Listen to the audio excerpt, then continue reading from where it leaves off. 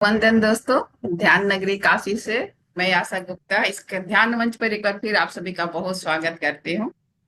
तो हमेशा की तरह हम लोग अपने कार्यक्रम की शुरुआत शंखनाद से करेंगे। आज विद्या जी शंखनाद करेंगी। हाँ विद्या जी। प्रणाम आशा मैम। मैं शंखनाद करूंगी ना आज का, ठीक है। तो बेटा जी।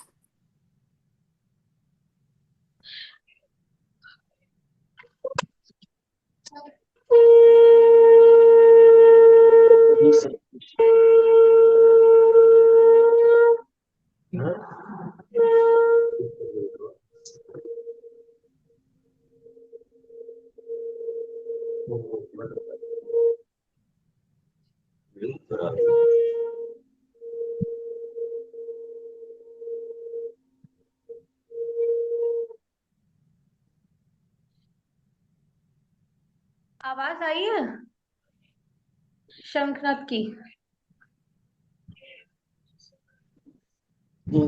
आई है बेटा, हल्की आई है पर अच्छी आई है। धन्यवाद बेटा, थैंक यू। ठीक है, ठीक है। थैंक यू बेटा। तो चलिए दोस्तों, आज हम लोगों के 21 दिवसीय सत्र का आज छठा दिवस है। हर दिन एक मास्टर अपनी एनर्जी के साथ जुड़कर यहाँ पे ध्यान करवा रहे हैं। इसी क्रम में आज हम लोगों के साथ पूनम अग्रहरि जी हम लोगों को ध्यान पर लेकर चलेंगी। तो आइए पूनम जी हम लोगों को ध्यान पर ले चले। पूनम जी एक दिव्य ध्यानी है, उन्हें काफी तरह के अनुभव भी हुए हैं और काफी लंबे समय से ध्यान में है। तो पूनम अग्रहरि। आत्मबंधन सभी लोग सुखासन में बैठ जाएं। पैरों को क्रॉस कर लें, हाथों को आपस में फंसा लें और आंखों को हम कोमलता से बंद कर लेते हैं। और अपनी आती और जाती हुई श्वासों के साथ हमें एक हो जाना है। सबसे पहले हम अपनी बॉडी को रिलैक्स करेंगे। पैर के दोनों तलवे शांत,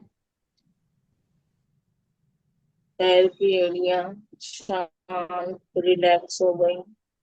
दोनों पिंडलियां शांत, दोनों घुटने रिलैक्स, दोनों जंघें रिलैक्स हो गए। कमर रिलैक्स, हमारा पीठ बिल्कुल रिलैक्स, पेट रिलैक्स, हमारा हृदय रिलैक्स, दोनों हाथ बिल्कुल रिलैक्स हो गए हैं। हाथों की उंगलियां बिल्कुल शांत हो गई। हमारा गर्दन, हमारा चेहरा, हमारा मस्तिष्क रिलैक्स हो गया है। और सबसे ऊपर हमारा सहस्त्रार चक्र। जब हम सभी इस ध्यान की में करने जो भी लगते हैं कंफर्टेबल तो हो ये अपना हमारा वीडियो जरूर ऑन कर लीजिए। मैं सबसे रिक्वेस्ट करूंगी, जो भी कंफर्टेबल हो वीडियो को ऑन कर लीजिए। ये हमारा सहस्त्रार है, सबसे एकदम ऊपर, सर के ऊपर। हम लोग इसे ब्रह्म रंध्र भी कहते हैं। जब हम सभी ध्यान की अवस्था में आ जाते हैं तो हमारा ब्रह्म रंध्र खुल जाता है। हम अपने ऊपर एक अष्टल पिरामिड का आवाहन करते हैं और इस अष्टल पिरामिड के साथ हमारे शरीर पर नीले रंग की ऊर्जा प्रभावित हो रही है।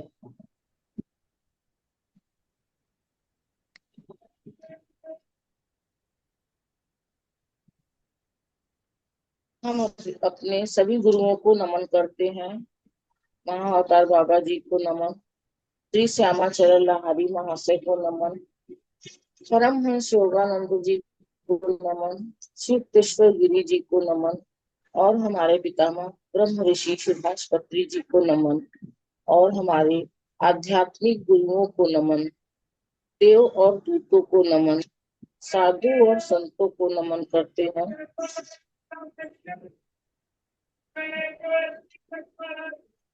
अपने माता पिता को भी हम नमन करते हैं।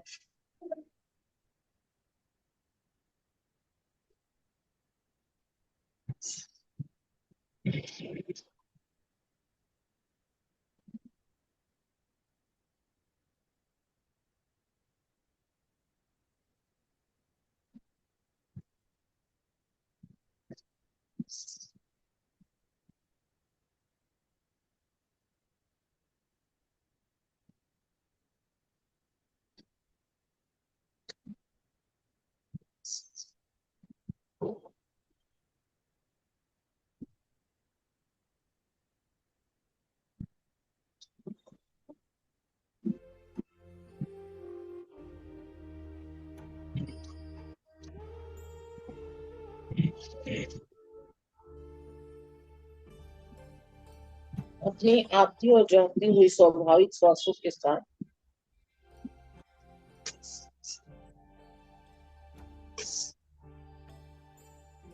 हम सभी इस नीले रंग की ऊर्जा में सम्माहित होते चले जा रहे हैं।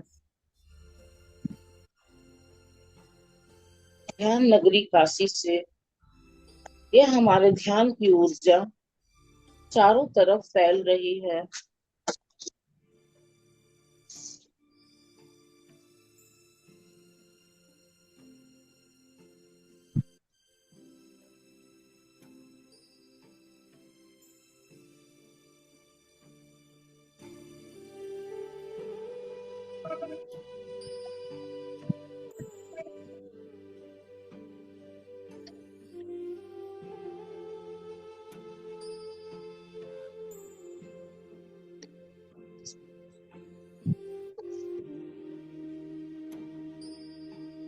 यह हमारी ध्यान नगरी बाबा विश्वनाथ की नगरी है।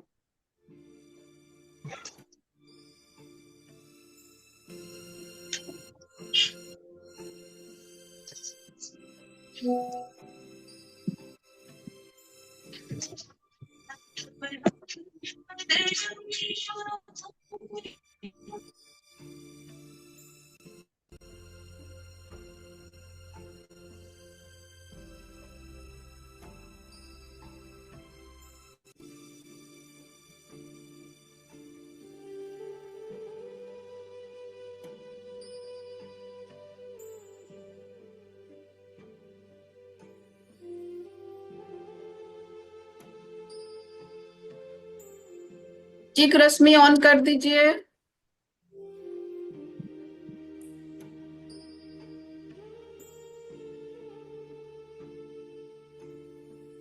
तो कर दिया है लेकिन आवाज नहीं जा रही है।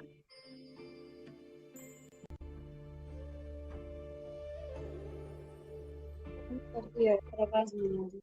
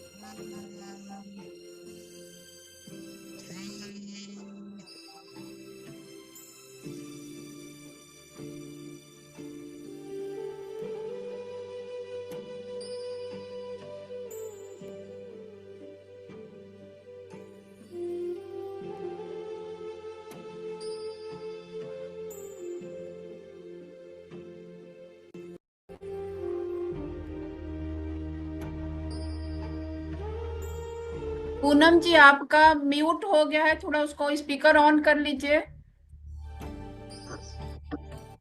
म्यूट कर दीजिए। क्या बोल रही है?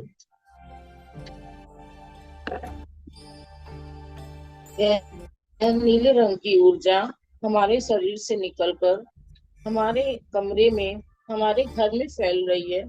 धीरे धीरे यह ऊर्जा हमारे मोहल्ले में फैल रही है।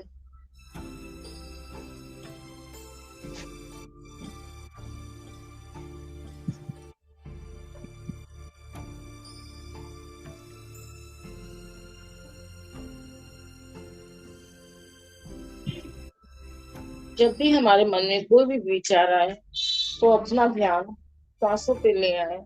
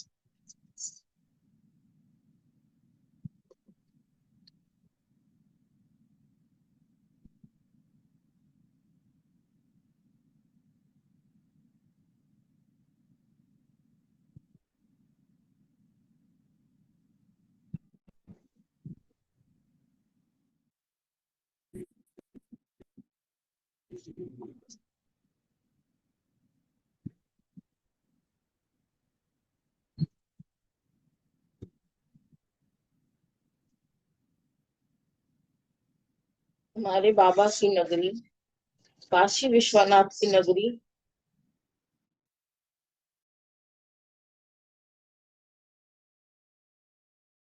काशी में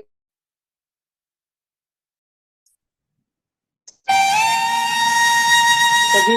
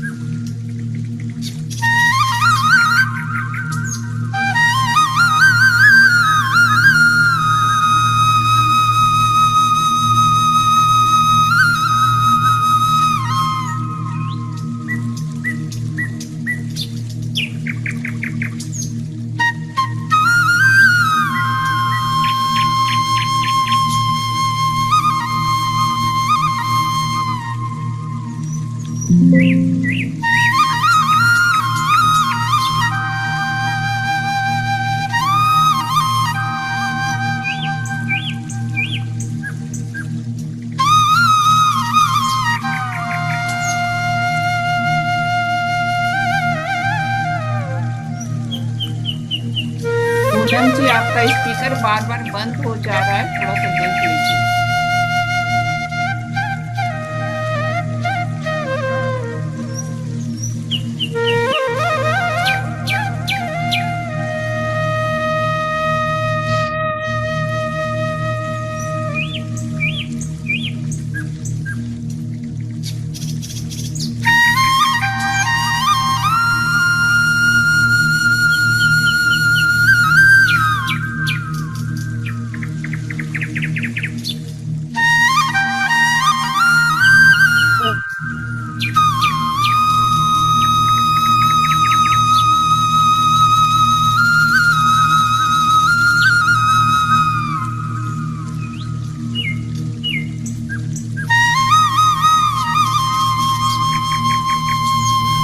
ऊर्जावान बने, शक्तिशाली बने।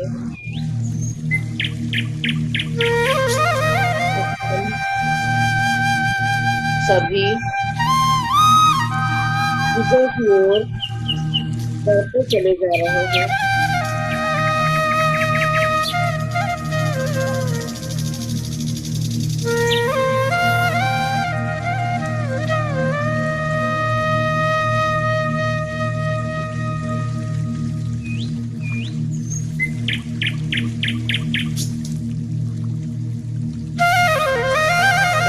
विजय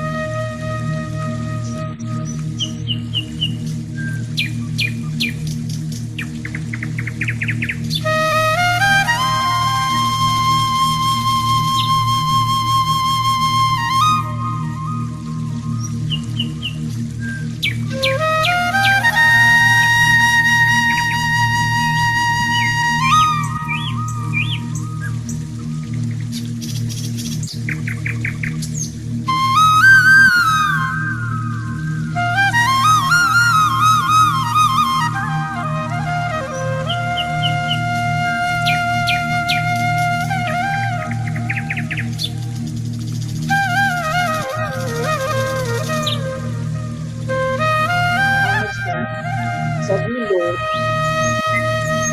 मिलकर अपने भारत पे आया यह संकट अपनी इस ऊर्जा के प्रभाव से खत्म करते हैं।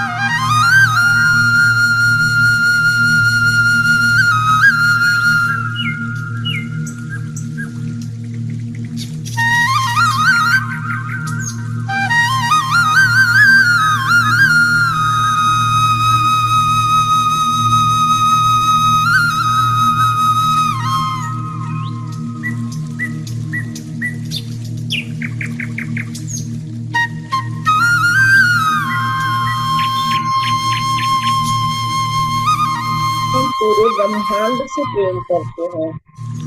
यह प्रेम की ऊर्जा सभी तक पहुंचाए।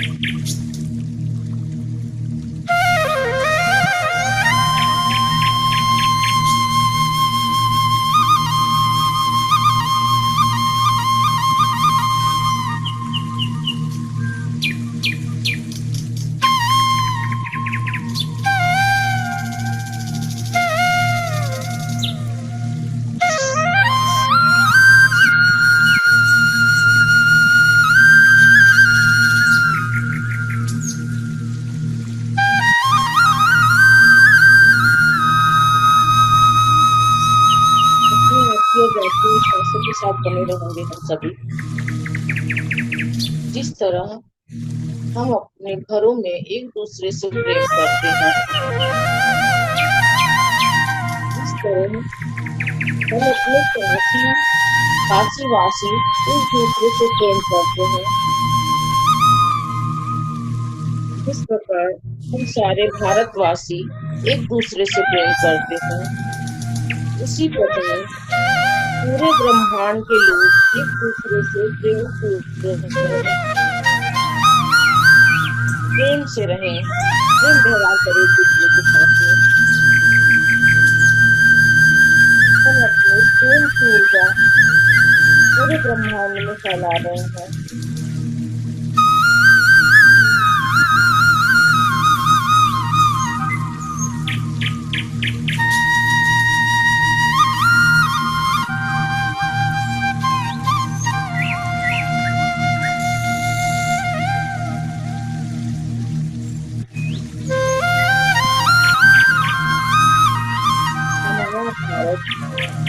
हमारे पूरे ब्रह्मांड खुशहाल पूर्वक रहे, सभी खुशी से रहे, सभी मिलजुल कर रहे।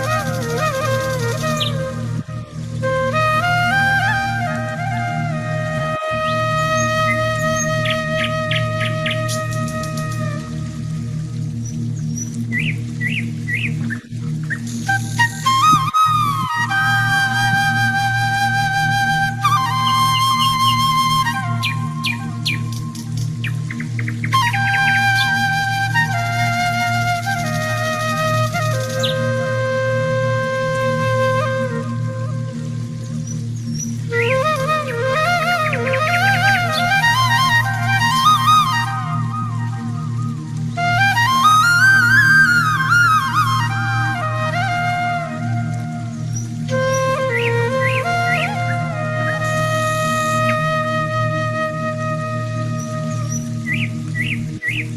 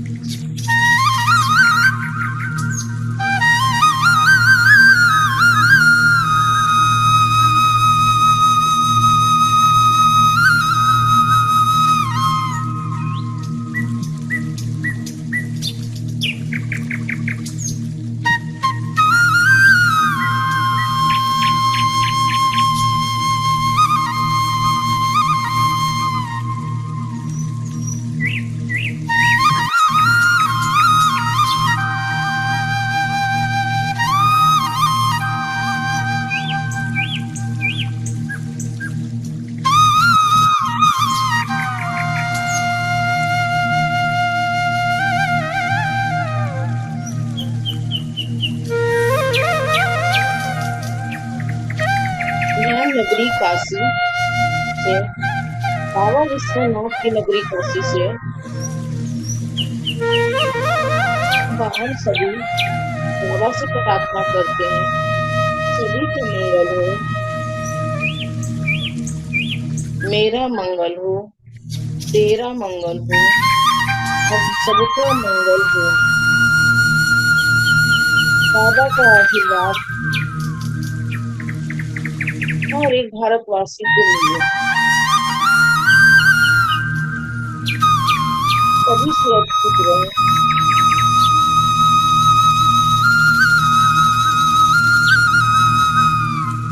सभी खुश रहे, सभी आनंद पूर्वक अपना जीवन व्यतीत करें, सभी ध्यान मग्न हो।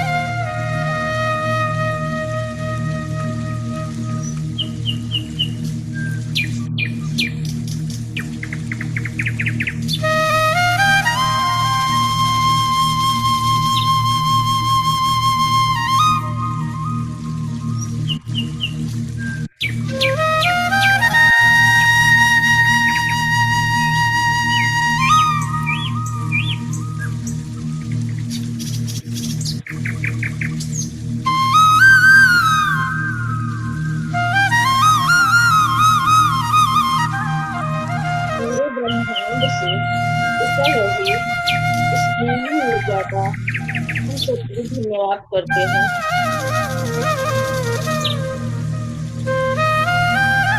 अपने ऊपर आए इस अष्टल पिरामिड को हम धन्यवाद करते हैं।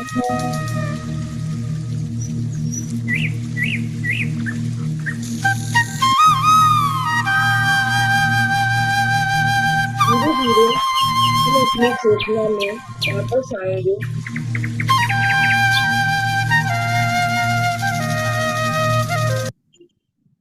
हम अपने गुरुओं को धन्यवाद करते हैं। महाअवतार बाबा जी को बहुत बहुत धन्यवाद। श्री श्यामाचरण लाहिरी महाशय को बहुत बहुत धन्यवाद। युक्तेश्वर गिरी जी को बहुत बहुत धन्यवाद। परमहंस योगानंद जी को बहुत बहुत धन्यवाद। और हमारे पितामह सुभाष पत्री जी का बहुत बहुत धन्यवाद। हमारे सारे गुरुओं को धन्यवाद। देव और दूतों को धन्यवाद। साधु और संतों को धन्यवाद। आध्यात्मिक गुरुओं को धन्यवाद। और इस अष्टल पिरामिड को भी बहुत बहुत धन्यवाद। हम अपनी चेतना में धीरे धीरे वापस आएंगे। अपने इस भौतिक शरीर को महसूस करेंगे।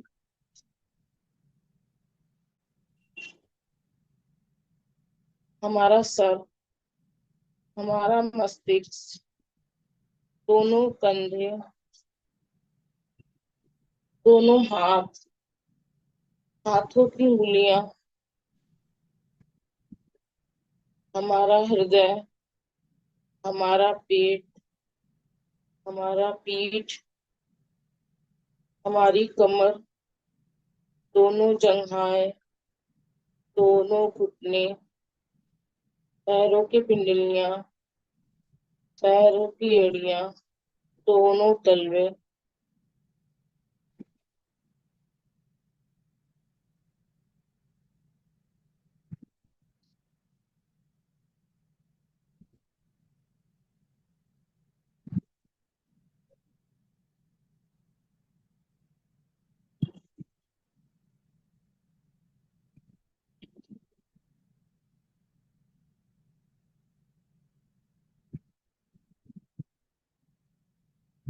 हाथों को प्रणाम की मुद्रा में ले आए।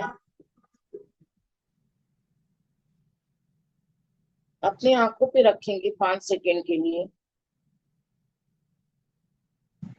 5, 4, 3, 2, 1, 0। आंखों को हाथों के अंदर ही खोलें और एक सुंदर सी मुस्कान के साथ हाथों को हटा लें और इस दिव्य ऊर्जा को अपने पूरे शरीर में फैला लें। थैंक यू, थैंक यू, धन्यवाद सभी लोगों को, बहुत बहुत धन्यवाद, आभार।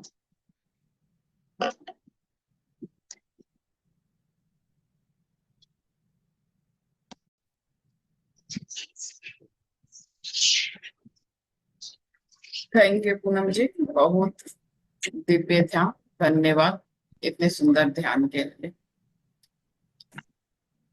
तो दोस्तों अब हम लोग आज सभी, आप लोग सभी रुक्मणी, रानी रुक्मणी के बारे में सभी को जाना होगा। तो चलिए आज हम लोग राधा दी से उनके जीवन परिचय थोड़ा जानते हैं और उनके बारे में जानेंगे। तो राधा दी इतनी संग आइए। नहीं बोल रहे हैं।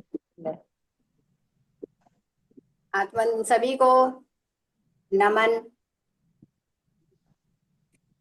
आज हम दोस्तों उस किताब के बारे में हम बात करने जा रहे हैं। इसका पास्ट में कोई रिकॉर्ड नहीं है। राधा और कृष्णा के बारे में तो सभी जानते हैं। ये जो किताब लिखी गई है ये स्वयं लक्ष्मी और सरस्वती ने चैनल करके लिखी है। बहुत पहले लिखी थी और जो राइटर है उसको ये बोला था जब राइट समय आएगा उस टाइम पे ये किताब पब्लिक को भेजनी है। दी थोड़ा सा कम है, थोड़ा सा और आवाज होनी चाहिए। मेरी आवाज कम आ रही है? हल्की सी। अभी ठीक आ रही? यहाँ पे एक्चुअली बहुत अंधड़ आ रही है, भयंकर, तो उससे नेटवर्क में थोड़ा सा आ रहा है। अभी आवाज ठीक है? हाँ, तो दोस्तों इस जो बुक है ना, अब ये खिड़कियां खोल लिया करो, मजा नहीं आता। तो ये जो बुक है, इसमें सबसे हमारे क्वेश्चन जो उठते हैं ना, कि आखिर जब पूरा संसार राधा कृष्णा को भजता है तो रुक्मणी का नाम क्यों नहीं आता, और रुक्मणी का क्या रिश्ता है कृष्ण से, और रुक्मणी का क्या रिश्ता है राधा से, और वो उस धरती पे क्यों आई हैं, सिर्फ एक महारानी बनने के लिए। तो ये सारे प्रश्नों का उत्तर आज मैं कोशिश करूंगी थोड़ा सा ब्रीफ करके आपको बताऊं। इसमें और भी बहुत से कलाकार हैं, शिशुपाल की कहानी है ना, तो इनका क्या रोल है।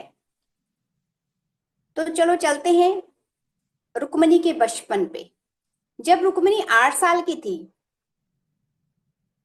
तो विदर्भ राज के राजा की बेटी राजकुमारी, और वो उनके घर के ना पीछे, महल के पीछे, उस टाइम तो लड़कियों को बिल्कुल अलाउ नहीं होना था, बाहर जाना बिल्कुल भी परमिशन नहीं होता था लड़कियों को।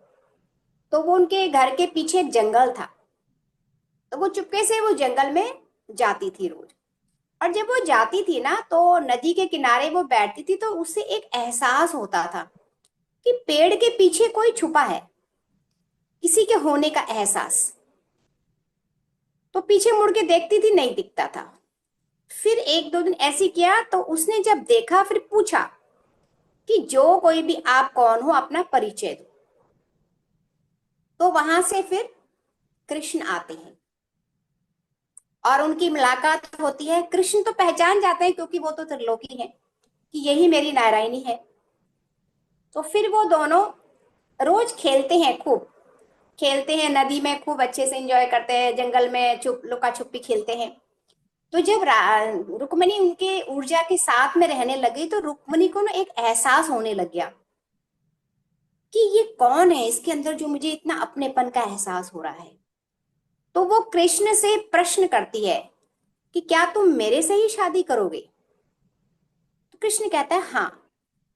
अब जब कृष्ण ने हाँ किया तो उसके मन में बहुत सारे प्रश्न उठ गए। तो वो प्रश्नों का उत्तर जानना चाह रही थी कृष्ण ने, लेकिन कृष्ण ने क्या कहा कि रुक्मिणी, ये जितने भी प्रश्न आप पूछ रही हो ना, ये सब आप ही के अंदर है, और अपने अंदर ढूंढने की कोशिश करो। तो उस दिन से रुक्मिणी क्या करती है, उस दिन के बाद कृष्ण ने आना बंद कर दिया। वो नदी किनारे जाके आंखें बंद करके बैठ जाती थी, और उसे उसमें ध्यान में उसको अपना पूरा, क्योंकि कृष्ण ने वो ऊर्जा उन्हें दे दी थी, पूरा अपना पास्ट लाइफ सारा उसे याद आ गया कि मैं पिछले जन्म में क्या थी, कैसे सीता का पूरा विवरण याद आ गया। अब उसने फिर एक दिन पूछा कृष्ण से कि ठीक है, मैंने तो अपने बचपन की कहानी आपको सुनाई, मेरे साथ ऐसे ऐसे होता है, घर में बाहर आने नहीं दिया जाता है, मैं चुपके से आती हूँ, लेकिन आपके बचपन की कहानी क्या है। तो वो कहते हैं रुक्मणी, वक्त आने दो, आपको सब कुछ पता लग जाएगा। तो वो ध्यान में बैठी हुई जिसने अपना पूरा और आगे डीप में जा रही थी, तो इतना ध्यान में गहरी चली गई कि समय का पता ही नहीं चला। और पीछे से एक आवाज आई रुक्मणी, उसे लगा शायद कृष्ण होगा। पीछे मुड़ के देखा तो उसका भाई रुक्मी, और बहुत गुस्से में उसको लेके गया सीधे गुस्से से, और एक कमरे में बंद कर दिया कि आज के बाद तुम घर से बाहर नहीं निकलोगी। अब रुक्मणी को तो अब मिल गया था ना कि अगर कमरे के अंदर भी रहते हैं तो अपना ध्यान करके अपना पूरा जितना भी उसका पास्ट है, जितना फ्यूचर है, उसको सब दिखाई देगा। तो वो ध्यान में बैठ के हर चीज के बारे में ढूंढ लेती है। फिर उसको एक दिन दिखते हैं कि पार्क में, ध्यान में बैठी हुई पार्क में, कृष्ण ना एक औरत के साथ बैठे हुए। अब उसको ये तो पता लग जाता है ध्यान में कि राधा भी है ना, बट राधा असली में कौन है वो उसको नहीं पता लगता, उसके बचपन का क्या सीन है वो नहीं पता लगता। तो जब वो जाती है, देखती है दोनों को कि ये हो ना हो राधा ही होगी। तो जब राधा उसको मुड़ के देखती है तो आती है, उसके पाँव छूती है। जैसे ही राधा उसके पाँव में हाथ लगाती है, उसको कृष्ण का सारा बचपन याद आ जाता है कि कैसे वो दोनों आपस में खेलते थे, है ना, पूरा बरसाने में, वृंदावन में क्या उनकी वो है, आपस में रिलेशन है, तो वो सारा विवरण उसे याद आ जाता है। फिर उसके बाद ये जो इसका भाई होता है, ये कहता है कि अब रुक्मिणी ना बड़ी हो गई है, 16 साल की हो गई है, अब इसकी शादी के लिए, शादी उसका एक दोस्त होता है शिशुपाल।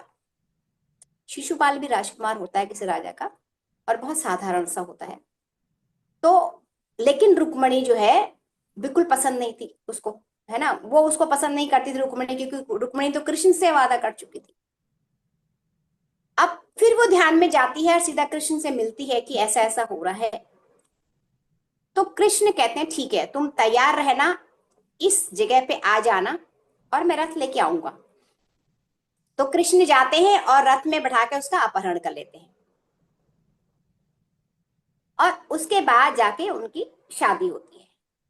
तो वहां पे कृष्ण उनसे एक प्रश्न करते हैं कि रुक्मिणी, मैं तुमसे एक चीज मांगना चाहता हूं, क्योंकि इस जन्म में मैं 16,000 रानियों से शादी करने वाला हूं, तुम्हें इसमें कोई परेशानी नहीं होनी चाहिए, कोई ऑब्जेक्शन नहीं होना चाहिए, क्योंकि मैंने पिछले जन्मों में जितने भी मेरे भक्त थे जिनसे मैंने वचन दिए हुए हैं, वो इस जन्म में मुझे उन सबको पूरा करना है।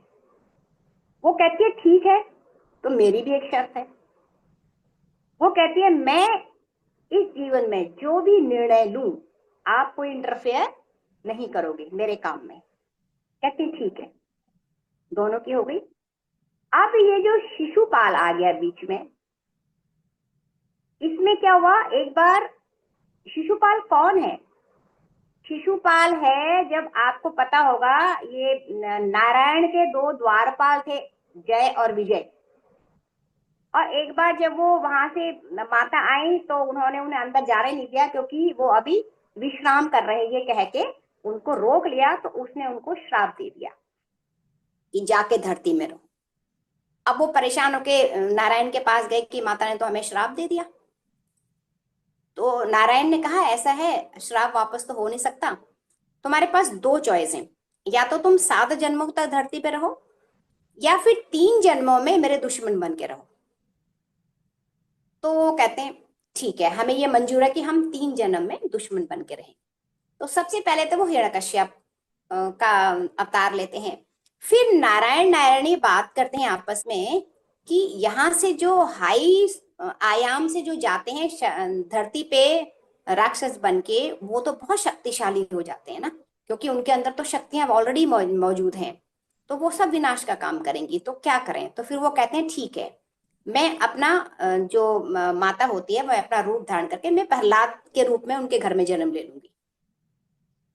तो फिर उसके आगे की कहानी सबको पता है कि कैसे हिरण्यकश्यप का वध होता है ना। ये हिरण्यकश्यप, अब हिरण्यकश्यप का जब हिरण्यकश्यप मर जाता है, तो माता उसकी आत्मा को लेके एक गुफा में पार्वती बैठी होती है, वहां लेके जाती है, क्योंकि है तो उन्हीं का ना, उसी आयाम का है ना, इस जन्म में उसने वो ये रोल कर रहा था। तो वो कहते हैं कि अब इसके अंदर तो बहुत ज्यादा नकारात्मक ऊर्जाएं भरी हुई हैं, इसने तो कुछ भी नहीं उसको निकाला एक भी। तो इसके अंदर जो ईर्ष्या है, गुस्सा है, ये जो इसके अंदर नकारात्मक ऊर्जा है, इसको ना हम अभी कम कर देते हैं। तो दोनों उसके अंदर वो पहचान जाता है, सोल तो पहचान जाती है ना, सोल उनको नमन करता है, माता को नमन। तो कहते हैं ऐसा है, अब तुम जब अगले जन्म में जाओगे ना, तो तुम्हारे अंदर ये ऊर्जाएं नहीं होंगी, है ना, जैसे क्रोध है, ईर्ष्या है ना, और नफरत है, इस तरह की ऊर्जा नहीं होगी। तुम बहुत अच्छे उसमें जाओगे जहां पे तुम बहुत विद्वान बनोगे। तो वो ऐसे घर में जन्म लेता है जब रावण दूसरे रूप में आता है इसी के। तो उसके पापा होते हैं ऋषि, जिनसे उनको बहुत ज्ञान मिलता है, बहुत ज्ञान मिलता है। लेकिन माँ राक्षस बुद्धि की होती है। तो वो कहते हैं चयन तुम्हारा, तुमने किस तरफ जाना है। तो ऐसे हमारे समाज में है कि बच्चा हमेशा माँ के से ज्यादा सुनता है, तो उसने अपनी माँ का तरफ जाना पसंद किया। और वो विद्वान तो था ही, सारे वेदों का ज्ञाता। धीरे धीरे धीरे उसने जप तप करके और ज्ञान प्राप्त करके अहंकार उसके अंदर भरमार भर गया, बहुत ज्यादा अहंकार आ गया। तो उसके बाद रावण का भी आपको सबको पता है कि उसका जब वध होता है, तो फिर माता उसकी आत्मा को लेके जाती हैं पार्वती की गुफा में। अब वो कहते हैं कि ठीक है, इसके बाकी नकारात्मक ऊर्जा तो निकल गई, अब इसके पास अहंकार बहुत रह गया, इसके पास ज्ञान भी बहुत है। तो कहते हैं ठीक है, हम उसको बोलती है जो रावण की आत्मा होती है वो वो बोलती है, नमन, माता को नमन करते हैं। कहते हैं अब तुम्हारा जो ये तीसरा जन्म, आखिरी जन्म है, इसमें तुम्हारे में अहंकार भी नहीं होगा। तब ये तीसरा जन्म होता है शिशुपाल का, जो एक साधारण होता है, सिंपल सा होता है ना। तो ये तीसरे जन्म का इसका वो है। अब वहां पर माता क्या करती हैं, क्या कहते हैं, महल में माता को उन्होंने बोला था कि कोई रोक टोक नहीं करना। तो उस टाइम पे क्या होता था, औरतों पे बहुत अत्याचार होता था। आदमी लोग शराब पी के पीटते थे बुरी तरह से, बहुत अपशब्द बोलते थे, है ना। तो उन्होंने क्या किया, वहां पे हेडक्वार्टर बनाई, और उस हेडक्वार्टर में जो जो औरतों पे सताई हुई औरतें हैं, जो परेशानी में हैं, उन सबको वो वहां पे जॉब के रूप में सब मिलके रहते थे, चाहे वो शूद्र हो, चाहे वैश्य हो, चाहे पंडित हो, सब मिलके रहते थे और मिलके वहां पे अपना एंजॉय करते थे, ज्ञान भी लेते थे। लेकिन अब इस बात को देख के जो ये क्या कहते हैं, कृष्ण के राज में जो उनके बड़े बड़े नेता वो थे, मतलब मंत्रीगण, वो गुस्सा हो गए। वो आए कृष्ण के पास कि देखो माता कितना गलत काम कर रही है, शूद्र और पंडित को एक साथ ही रख रही है, कोई भेदभाव नहीं कर रही है। तो कृष्ण ने कुछ भी नहीं कहा, क्योंकि कृष्ण ने पहले ही वचन ले लिया था कि मैं इंटरफेयर नहीं करूंगा। अब वो जो है धीरे धीरे उनके जो ऊपर के मंत्रीगण हैं, वो धीरे धीरे उनके अगेंस्ट होने लगे, धीरे धीरे। ठीक है, कैसे बदल रहा है देखिए। फिर उसके बाद ये बुलाता है, क्या नाम है इसका, कौरवों का जो हेड होता है दुर्योधन, कि उनका इंद्रप्रस्थ कॉलोनी का वो हो रहा होता है, जो महल है उसका उद्घाटन। तो कृष्ण को बुलाते हैं वहां पे, और कृष्ण वहां जाते हैं। तो वहां पे शिशुपाल भी आया होता है। अब शिशुपाल तो पहले ही गुस्से से भरा हुआ होता है ना। वो उनको एक के बाद एक के बाद एक गालियां देते जाता है, बहुत उनके बारे में उठ पटांग बहुत बोलता जाता है। और उसको इस टाइम पे ये श्राप था कि तेरे अगर 100 दुर्वचन कंप्लीट हो गए तो तेरी मृत्यु हो जाएगी। तो बस जैसे ही 100 वो गालियां उसकी पूरी होती हैं कृष्ण के अगेंस्ट, उसका गर्दन काट देते हैं कृष्ण, वहीं भरी सभा में ही। तो उसके बाद फिर ये सब दुर्योधन वगैरह सब अगेंस्ट जाते हैं, क्योंकि शिशुपाल दुर्योधन का दोस्त था। फिर ये निर्णय होता है कि अब तो युद्ध होगा ही होगा, और इस युद्ध के पीछे भी कृष्ण का ही हाथ है। क्यों है? क्योंकि कृष्ण आए ही इस धरती पे इसलिए थे, क्योंकि जो ये द्वापर युग है, ये इसका अंतिम छोर, जैसे अभी हमारा कलयुग का अंतिम चरण चल रहा है, ऐसे ही उस टाइम पे द्वापर का अंतिम चरण चल रहा था। और उनको ये था कि जितने भी ये जो बड़े बड़े शक्तिशाली इन्होंने अस्त्र लिए हुए हैं, है ना, अस्त्र शस्त्र, जैसे द्रोणाचार्य हैं, भीष्म पितामह, इनके पास वो भी है, ब्रह्मास्त्र वगैरह सारे हैं। तो ये तो आगे आने वाले टाइम के लिए बहुत खतरा हो जाएगा लोगों के लिए, क्योंकि कलयुग आ जाएगा, सबकी बुद्धि भ्रष्ट हो जाएगी। तो उसको नष्ट करना जरूरी है, इसलिए कृष्ण ने ये महाभारत रचा। ठीक है। अब रुक्मणी जो है वो क्या करती थी, क्योंकि उनको उनका जीवन ही उन्होंने इसलिए लिया था कि मैं सेवा करूंगी इस जन्म में। तो वो रात को रानी थी, लेकिन रात को वो भेष बदल के एक गांव की नारी की तरह वो अपने लोगों के घरों में जाती थी, जहां जहां लोग दुखी हैं उनको वो देखती थी, उनको सहलाती थी, उनको समझाती थी, है ना। तो वो ये काम करती थी रुक्मणी। अब जैसे ही युद्ध निकट आने लग गया, सबने बोला अब तो युद्ध तो होगा ही होगा। तो फिर दुर्योधन और ये दोनों आए कृष्ण के पास पांडव के ओर से। तो उन्होंने बोला कि अब हमें चूज करना है, या तो कृष्ण को, देखो कृष्ण ने बोला या तो तुम मेरे को चूज करो या फिर मेरी सेना को, मेरे पास दो ही चीजें हैं। तो फिर ठीक है, पांडवों ने बोला हम तो कृष्ण को चूज करेंगे। दोनों बोला ठीक है, नारायणी सेना मेरे पास रहेगी। तो अब वो सेना में भी क्या था, कुछ लोग तो ऑलरेडी उनके अगेंस्ट हो चुके थे, रुक्मणी और कृष्ण के, वो तो बड़े खुशी खुशी चले गए कौरवों के पास। लेकिन जो अगेंस्ट नहीं थे, जो कृष्ण के पक्ष में थे, वो मन मार के गए क्योंकि नारायणी सेना में वो थे और उनको वहां जाना ही था। तो जब लड़ाई शुरू हुई तो वहां पे उनको एक विचार और आया कि यहाँ पे एक रोल और है हमारे इसमें, क्योंकि ये तो पूरे क्या कहते हैं, पूरे लीला इन्होंने रची होती है कृष्ण ने, और मायावी भी यही होते हैं। तो ये गए चंद्र के पास, दोनों रुक्मिणी एंड कृष्ण, कि हमें ना आपके बेटे अभिमन्यु चाहिए धरती पे उसका रोल है। तो अब वो भी जो चंद्रमा है वो भी सब उनको पता होता है फ्यूचर में क्या होने वाला है ना। तो चंद्रमा तो कहते हैं ओके ठीक है, लेकिन मैं सिर्फ 16 साल तक ही दूंगा अपने बेटे को, ज्यादा दिन तक नहीं धरती पे रहने दूंगा।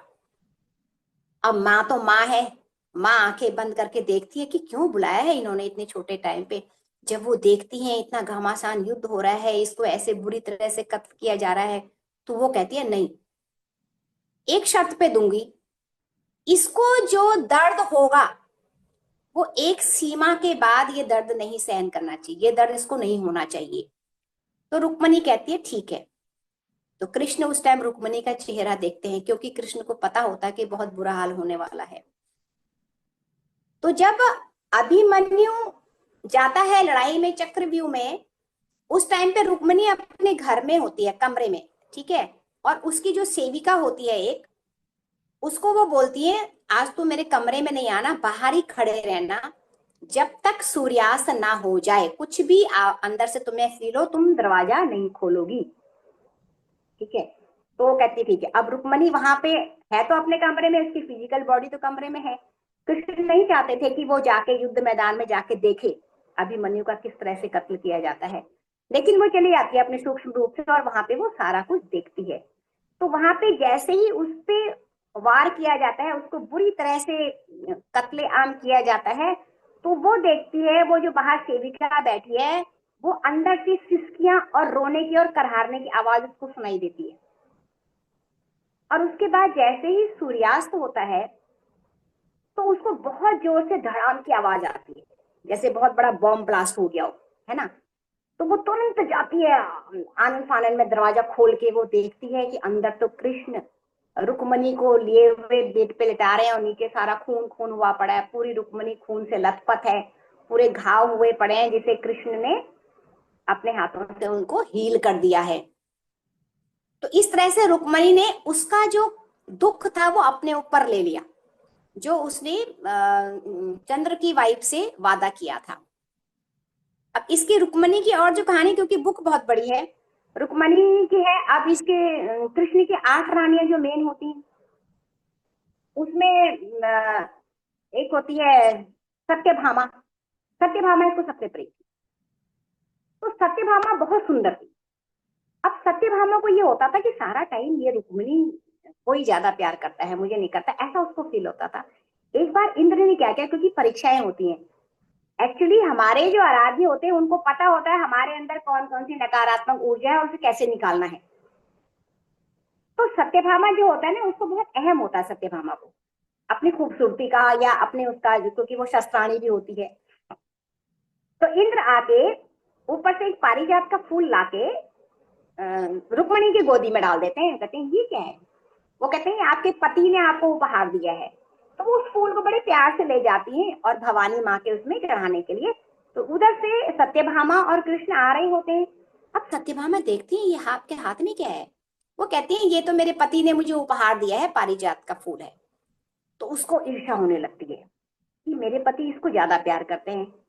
तो उसके बाद वो कृष्ण से लड़ती है, कहती है मुझे नहीं पता, मेरे को तो ये इसका पूरा वृक्ष चाहिए। कृष्ण कहते हैं वो पॉसिबल नहीं है, वो तो स्वर्गलोक में है। फिर कृष्ण क्या करते हैं, अपनी माया रचते हैं, वहां से एक शाखा लाके उसका वृक्ष बना के उसको दे देते हैं, वो अपने उसमें लगा देती है। और फिर सारी रानियां आती हैं देखने के लिए, लेकिन रुक्मणी नहीं आती। फिर उसको गुस्सा आता है कि मतलब उसको इतना वो कि मेरा यहाँ पे देखने भी नहीं आई है। उस टाइम क्या हो रहा होता है कि एक भ्रम का जो होता है, एक राक्षस होता है नरकासुर। नरकासुर का क्या इसमें रोल है कि उसको श्राप मिला होता है, वो सब में भ्रम फैला देता है। उसको श्राप ये मिला होता है कि तेरी माँ ही तेरी मौत करेगी, मर्डर करेगी। अब ये जाती है, इसे पता लगता है किसको, रुक्मणी को, क्योंकि वो काम भी पूरा करना है, उसका वध भी करवाना है। तो रुक्मणी भेष बदल के जाती है, वहां पे जाती है और नरकासुर को बोलती है कि नरकासुर को तुम यहाँ पे आओ, क्योंकि राक्षस तो औरतों के पीछे तो बहुत भागते हैं, खूबसूरत हो तो और ज्यादा। तो वहां पे वो उसको बुलाती है कि तुम इस नदी के तट पे आना, लेकिन बगैर किसी गार्ड के। तो वो कहता है ठीक है। अब वो जाता है, वहां कृष्ण को पता होता है, क्योंकि कृष्ण, राधा और रुक्मणी एक ही हैं, अलग अलग नहीं है। तो वो जाता है वहां पे, कृष्ण किसको लेके, सत्यभामा को लेके। और सत्यभामा जब वहां जाती है तो रुक्मणी गायब हो जाती है।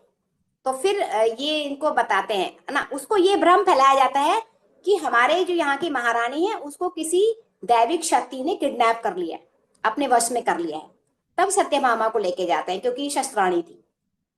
तो वहां जाके वो उस नरकासुर का वध करती है। तो वो ये बताते हैं कि इसका वध तुमने क्यों किया, क्योंकि पिछले जन्म में नरकासुर की माता थी ये सत्यभामा, जो उनको श्राप दिया था, वो श्राप उसका पूरा हो गया। और वहां पे सत्यभामा रियलाइज करती है कि ये जो रुक्मणी है इसका कितना बड़ा दिल है। वहां पे उसको एहसास होता है कि मैं गलत थी, मुझे इससे ईर्ष्या नहीं करनी चाहिए, है ना। तो वहां पे वो समझाती है उसको, और फिर वो आ जाते हैं। अब लड़ाई जब शुरू होती है तो वहां पे रुक्मणी का क्या रोल है, रुक्मणी क्या करती है, उसका अपना क्वार्टर हाउस तो होता ही है। उसके बाद वहां पे वो बहुत सारे वो लगा देती है, क्या कहते हैं, शिविर। शिविर लगा के उसमें दो टाइप की दवाइयां देती है, वो एक लाल और एक नीला लिक्विड।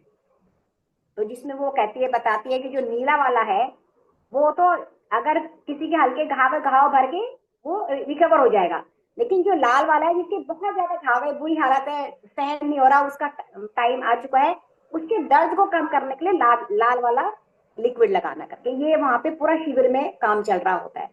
और उसमें कुछ लोग ये भी कहते हैं कि माता ये तो कौरवों की साइड का है, इसको क्यों आप हील कर रहे हो। माता कहती है हमारे लिए सब एक है, इस टाइम पे जो भी आता है उन सबकी सेवा करो। तो सबकी सेवा रुक्मणी ने इस तरह से की थी। और फिर राधा के बारे में कैसे उन्हें पता लगा, ये तो पता लग गया, दोनों राधा और ये थे बचपन के दोस्त थे, और राधा कोई और नहीं, हम एक ही हैं। तो एक दिन जब ना वो ध्यान में होती है तो उसको राधा दिखाई देती है और रो रही है बुरी तरह से, कमरे के बाहर बैठी हुई। तो वो देखती है कि ये क्यों रो रही है। वो जाती है कृष्ण के पास कि कृष्ण वो तुमको इतना प्यार करती है, वो तुम्हारे लिए इतना तड़प रही है, तुम उसको क्यों नहीं देख रहे हो। तो कृष्ण कुछ नहीं कहता, वो वापस चली जाती है। फिर वो देखती है कि उसको इतनी दर्द, इतनी वेदना हो रही है, तो वही दर्द वेदना धीरे धीरे रुक्मणी को होने लगती है। अब रुक्मणी के जो दर्द है वो बढ़ता चला जाता है, उसे सहन नहीं होता। फिर वो कृष्ण के पास जाती है और उसको बोलती है कि क्यों नहीं तुम राधा को यहीं ले आते हो, क्यों उसको दुख दुख दे रहे हो इतना। तो वो कृष्ण उस टाइम ये कहते हैं कि ये बात राधा नहीं समझ पा रही है कि कृष्ण तो उससे कभी दूर हुआ ही नहीं, कृष्ण सदैव उसके दिल में है। फिर रुक्मणी सूक्ष्म रूप में जाती है राधा के पास और उसको जब बताती है कि बहन तुम क्यों रो रही हो, तो वो कहती है मुझे कृष्ण की याद आ रही है, मुझे आप कृष्ण के पास ले चलो। तो वो कहती है कृष्ण तो कभी तुमसे दूर हुआ ही नहीं, अपने हृदय में झांक के देखो, वहीं पे तुम्हें कृष्ण मिलेगा। इस तरह से वो शांत हो जाती है। और इसका मेन यही इतना ही है मेन का। अब इससे इस स्टोरी से हमें क्या सीख मिलती है, जो कुछ पॉइंट मैंने लिखे हैं वो मैं आपको शेयर करना चाहूंगी। इसमें ये जो हमें मिलता है, इससे ज्ञान मिलता है कि स्पिरिचुअल जर्नी में हमें दिल और दिमाग दोनों को बैलेंस करके रखना चाहिए, है ना, दोनों को एक साथ बैलेंस करके रखना चाहिए। जो व्यवहार हमारे अंदर होता है वह हमारे संस्कारों की वजह से ही होता है, जो हम पिछले जन्मों से ही जारी करते हुए ला रहे हैं, है ना। ये पूरी स्टोरी में जो ये क्लू निकल के आया है। तीसरा इसमें है कि हमें परिवार में अगर किसी से गुस्सा है, नफरत है, नफरत के भाव हमारे अंदर आ रहे हैं, तो हमें ये समझना चाहिए कि ये रिश्ता हमारा पिछले जन्म के संस्कारों की वजह से है, क्योंकि वो पर्सन दूसरे रिश्ते में हमारे ही रीजन का होता है, हमारे ही जन्मों में से एक होता है। क्योंकि इसमें अगर आप, मैंने इसका प्लेलिस्ट है पीएमसी हिंदी में, आप देखिएगा, इसमें पूरा रिकारनेशन बताया हुआ है। जो सीता की सेविका थी वही रुक्मणी की सेविका बन के आई हैं, किस तरह से उनका पिछला रिकारनेशन है, कैसे अपने कर्मा को हमें भोगना पड़ता है ना। तो वो सारा इसमें दिया हुआ है। और इसमें क्या है, जो हम दूसरों को देते हैं वही हमारे पास वापस आता है। क्योंकि इसमें एक कहानी बताई हुई है माँ बेटी की, पिछले जन्म में जो माँ और बेटी होती है, तो इस जन्म में वो भाभी और ननद बन के आती है। तो माँ जो है ना वो उसको बहुत प्यार कर रही होती है बेटी को, लेकिन बेटी अपनी माँ से बड़ी नफरत करती है। इस जन्म में जो भाभी बन के आई है और जो ननद है, वो ननद उसको फिर भी नफरत करती है, लेकिन जब वो धीरे धीरे रुक्मणी उसको आगाह करती है कि ये तेरे पिछले जन्म में थी और ये तेरे को, तेरे से इतना वो लगाव करती है, तो अभी भी इससे इतना नफरत करती है, अब इसकी तुम्हें सेवा करनी है और अपने इस कर्मों को ओवरकम करना है। तो इसमें ऐसी बहुत सी स्टोरीज हैं जिससे हमें बहुत कुछ सीखने को मिलता है। इसमें एक और है, कोई भी नकारात्मक भावना अगर अंदर उठती है हमारे, तो उसे ध्यान से तुरंत रिलीज कर देना चाहिए, नहीं तो वो हमें ही नुकसान करती है। तो ये आज इतना मैंने ब्रीफ किया है, बुक बहुत बड़ी है। तो रुक्मणी की कहानी, बहुत बहुत धन्यवाद सुनने के लिए, थोड़ा टाइम ज्यादा हो गया। थैंक यू दी, धन्यवाद। Thank you. हम लोग तो बहुत सारी चीजें जानते भी नहीं थे, धन्यवाद सारी चीजों से अवगत कराने के लिए। तो इसलिए ध्यान में हम लोग अभी स्टार्ट किए हैं।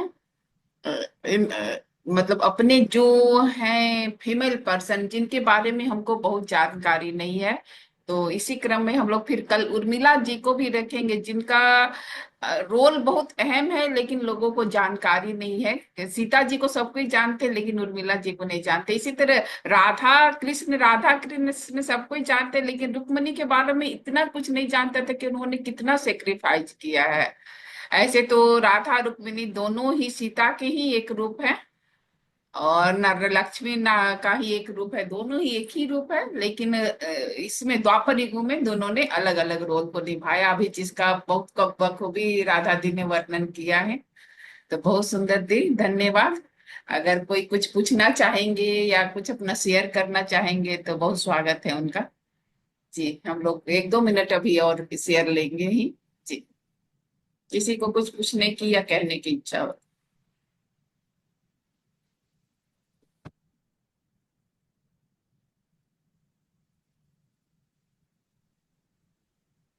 आत्मनंदन मैम, बहुत सुंदर ज्ञान था, धन्यवाद राधा मैम।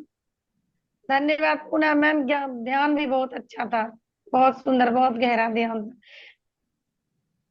थैंक यू, धन्यवाद। पूनम अग्रणी जी का ध्यान आज बहुत अच्छा था, क्योंकि अभी इस टाइम पे हम जो भी ध्यान से ऊर्जा हमारी जो निकल रही है, जो प्रकाश में दिख रहा है, उसे तुरंत अपने बॉर्डर पे डाल दीजिए, हिंदुस्तान के बॉर्डर पे, क्योंकि वहां पे अभी बहुत ज्यादा जरूरत है। और वो जब प्रकाश जितना बॉर्डर पे जाएगा, वो पूरा हमारे इंडिया को सील्ड करेगा, और जो भी उसके अंदर नकारात्मक ऊर्जा आने की कोशिश करेगी तो वो भी प्रकाश में बदल जाएगा। तो ऐसा सोच डाल के हमें ध्यान करना है, ठीक है। बिल्कुल, हम लोग, हमारा देश जब सुरक्षित रहेगा तभी हम उसके अंदर शांति से रह तभी हम सकेंगे। सुरक्षित हैं। जी, बिल्कुल। तो बहुत जरूरी है इस चीज को। अभी देखिए अचानक ही देश पे ये हुआ था, लेकिन वो शांति का संदेश आ गया। तो ये कहिए कि सभी ध्यानी इस वो तरफ थे कि नहीं, शांति का संदेश होना चाहिए, और वो हुआ भी, और आगे भी इसी तरह रहेगा। सबके ध्यान में अपने बॉर्डर का जरूर ध्यान रखना है। जी, अगर किसी को कुछ भी, अगर रुक्मिणी के से कुछ जानकारी हो या कुछ ध्यान ज्ञान का शेयर करना हो तो और कर सकते हैं। आज जब मैं ध्यान करवा रही थी ना, इतना वाइब्रेशन हो रहा था, क्या बताए, बहुत ज्यादा। तो मतलब आवाज नहीं आ पा रही थी मुंह से, जबरदस्ती बोलना पड़ रहा था, आपका उठने की आवाज तो भी इच्छा भी नहीं हो रही थी। मतलब और कम हो एक रही जगह पे थी। ऐसा आया कि पूरे आंख में आंसू भर गया।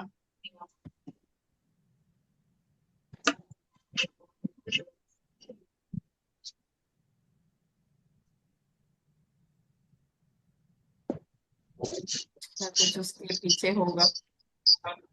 तो चलिए ठीक है दोस्तों, हम लोग का समय हो चुका है, आज अब हम लोग विदा लेंगे। फिर से कल मिलेंगे 3 से 4 एक नए ज्ञान अभियान में। सभी का बहुत बहुत धन्यवाद। Thank you, thank you.